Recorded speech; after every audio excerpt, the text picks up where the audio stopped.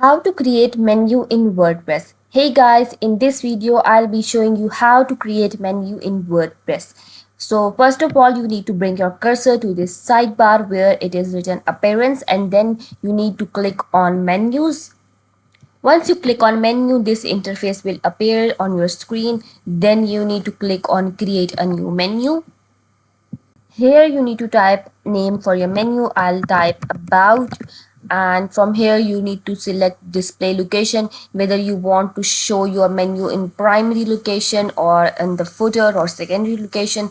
Let's say I want to show it on the primary location at the top, so I'll select primary. Then I'll click on create menu.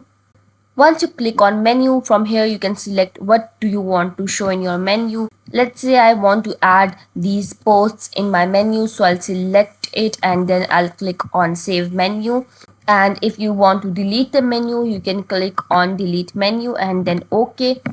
This is how you can create a menu in WordPress. I hope the video helped you. Remember to give this video a thumbs up if you found it useful, and subscribe our channel for more tutorials like this. Thank you for watching this video.